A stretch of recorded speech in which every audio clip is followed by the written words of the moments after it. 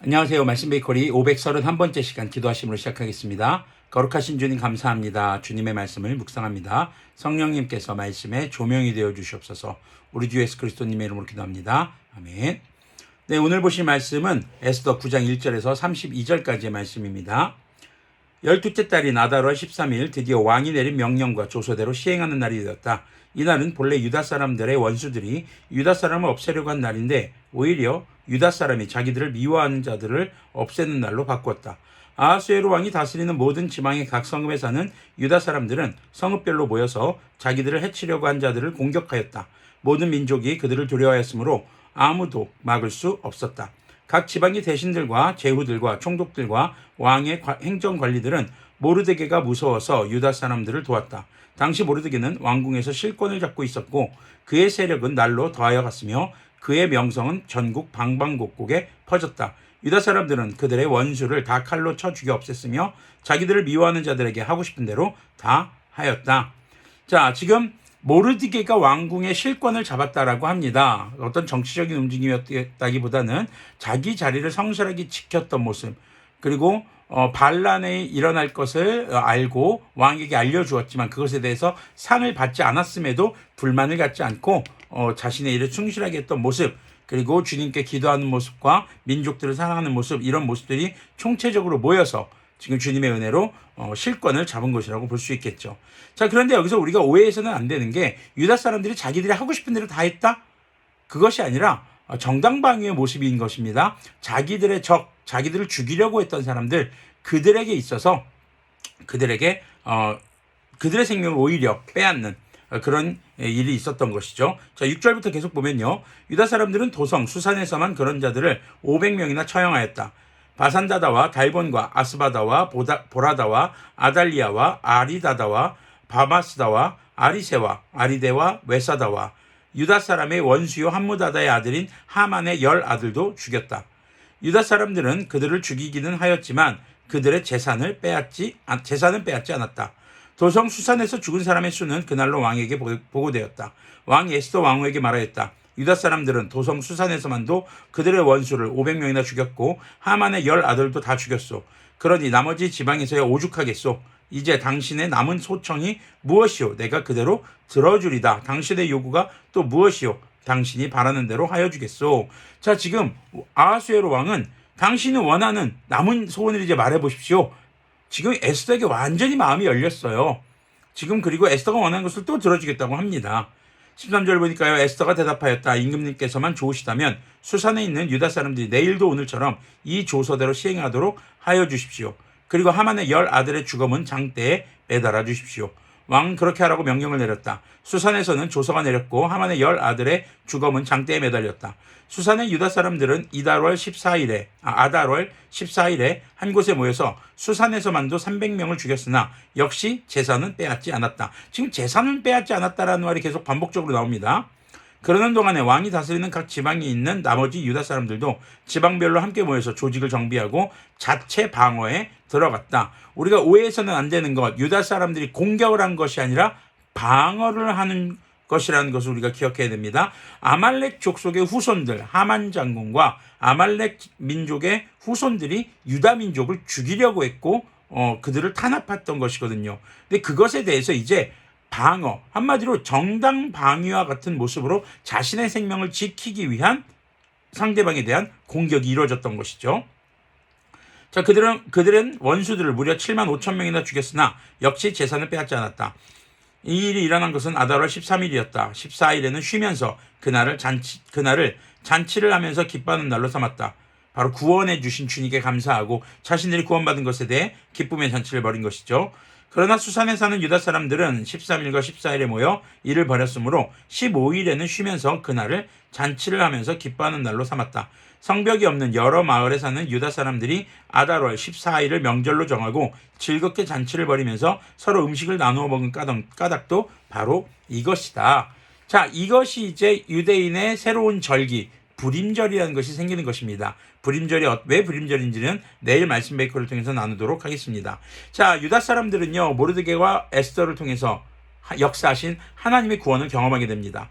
그들은 철저히 아하수에로 왕의 칙령, 곧 법의 테두리에서 테두리 안에서 합니다. 불법적인 일을 하지 않았다는 거죠. 그리고 이런 모습은 사무엘상의 15장에 기록된 사울과 아말렉의 전쟁의 종지부를 찍는 것으로 볼 수 있습니다. 사울은 그때 아말렉을 진멸하라 라고 했던 하나님의 말씀을 어겼죠. 자신이 보기에 좋은 것, 그런 것들을 탐내서 다 죽이지 않고 짐승들과 사람 몇몇을 살려 돌아왔던 것을 우리가 사무엘상을 보면 확인할 수가 있습니다. 자, 그런 사울의 모습이 의식되었든지 아니면은 그런 사울의 내용을 알고 있었기에 지금 이들이 행하는 것에는 물질에 대한 욕심이 있는 것이 아닌 것을 재차 강조하고 있는 것이 그들의 재산, 소유는 빼앗지 않았다라는 것입니다. 자, 바로 그 아말렉을 향한 하나님의 심판이 사울 한 사람의 불순종으로 온전치 못하게 됐었고, 이제 에스더 시대에 들어서 모르드게와 에스더, 그리고 포로로 잡혀온 유다인들을 통해서 이루어지게 되는 것이죠. 자, 여기서 우리가 기억해야 될 것 중에 하나가, 포로로 잡혀온 사람들은 믿음이 좋은 사람일까요? 좋지 않은 사람일까요? 좋지 않은 사람들, 하나님을 제대로 섬기지 않은 사람들, 우상을 섬기는 사람들은 바벨론이 예루살렘을 함락시킬 때 다 죽었어요. 3차 침공 때. 그리고 포로로 잡혀온 사람들은 바벨론이 이제 또 페르시아에 정복당하면서 페르시아의 포로가 되죠. 그들은 하나님을 잘 섬긴 사람들이었기에 주님께서 살려두신 것입니다. 자, 오늘 이제 에스더서에서 우리가 좀 생각해 볼 것은 누가 컨트롤러인가라는 내용을 중심으로 한번 생각해 볼 수 있습니다. 자, 아하수에로 왕 시작이 어땠습니까? 다른 건 다 자기 건데, 와스디, 자기의 왕후 부인 와스디를 컨트롤하고 했지만 아하수에로는 컨트롤하지 못했습니다. 또 하만은 어땠습니까? 왕을 컨트롤해서 자기가 원하는 것을 이루고자 했지만 하만 역시 실패하고 죽게 되죠. 그렇지만 계속해서 약자의 자리, 지배를 받던, 또 그 당시 사람들에게 어떻게 보면은 천대받았던 유대인들이 최종 승리를 지금 차지하고 있습니다. 자신을 죽이려 했던 자들을 오히려 죽이고 승리를 맛보고 있는 것이죠. 자, 그렇다면 유다 사람들이 컨트롤러일까요? 유다 사람들은요, 특히 모르드게, 에스더 전혀 컨트롤러의 위치에 있지 않았어요. 에스더서에서는 직접적으로 나타나지 않은 바로 그분, 하나님께서 모든 것을 컨트롤하고 계시고 하나님의 백성을 죽이려 했던 자들을, 그들의 죄를 심판하시는 그런 모습을 볼 수 있는 것이죠. 자, 이런 에스더의 기록을 보면서 우리가 오해해서는 안 되는 것이, 지금도 그리스도인들을 괴롭히고 교회를 욕하는 사람들에게 똑같이 폭력적인 방법으로 대응하고 복수해야 되는 것일까? 그것은 아니라는 겁니다. 그 이유는요, 먼저 첫 번째는 모든 죄의 심판은 우리 주 예수님께서 십자가에서 지셨습니다. 그렇기 때문에 예수님의 십자가를 묵상해 본다면 그리스도인들과 또 교회를 핍박하는 자들에게 폭력적인, 그리스도인들이 교회를 핍박하는 자들에게 폭력적인 방법으로 보복을 하는 것은 하나님의 자녀가 할 짓이 아니라는 것이죠. 오히려 그들의 죄를 깨닫고 주님께 돌아와서 회개하고 하나님의 자녀가 될 수 있도록 기도하고 기회가 생길 때마다 그들에게 복음의 삶으로 복음을 전해야 할 것입니다. 그리고 또 하나는, 예수님의 십자가 사건이 인간의 모든 죄를 사했다고는 하지만 자신의 죄를 깨닫지 못하고 끝까지 회개하지 않은 자들은 결국 죄사함을 받지 못합니다. 자, 그들은요, 결국 주님 다시 오실 때, 예수님 다시 오실 재림의 때에 심판을 받게 될 것이죠. 우리는 통치자가 아닙니다. 컨트롤러가 아닙니다. 오직 주님만이 세상을 창조하셨고 통치하시는 분인 것을 믿으면서 주님의 뜻에 순종해야 하는 그런 사람들인 것입니다. 그렇기 때문에 통치자의 자리, 심판자의 자리를 우리가 탐내서는 안 될 것입니다. 우리가 세상을 심판하는 것이 아닙니다. 주님께서 심판하는 것이고, 우리가 예수님 재림의 때에 그 예수님과 함께 더불어 있을 것이죠. 자, 그렇기 때문에 우리는 모든 권세가 오직 우리 주 예수님께 있다는 것을 믿고 고백하며 우리에게 주신 사명, 증인의 삶을 살아가는 것에 힘을 다해야 할 것입니다. 세상이 교회를 욕합니다. 그리스도인들을 욕합니다. 여전히 그렇습니다. 심지어는 우리 학생들도 학교에서 교회를 다니고 그리스도인이라는 것을 밝히기 꺼려하는 사람들도 있습니다. 코로나 시국에는 교회발 코로나라는 말로 교회만 가면 코로나 걸리는 것처럼 얘기하는 사람들도 있었습니다. 지금도 기독교를 개독교라고 욕하는 사람들도 많이 있습니다.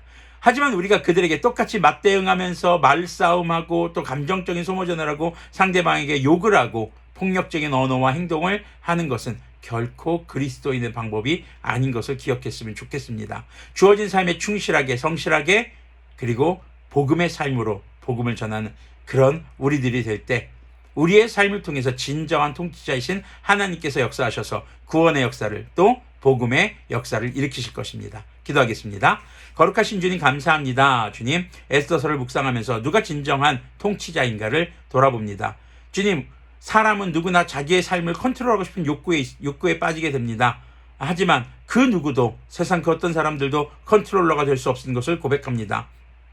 모든 것을 컨트롤하시고 통치하시는 분은 오직 주님이신 것을 우리가 믿으며, 우리가 늘 주님의 말씀에 순종하고 주님의 뜻을 기억하며, 모든 선택의 순간에 주님께 기도하며 겸손하게 주님의 뜻을 구하는 자들이 될 수 있도록 인도하여 주시옵소서. 우리 주 예수 그리스도님의 이름으로 기도합니다. 아멘.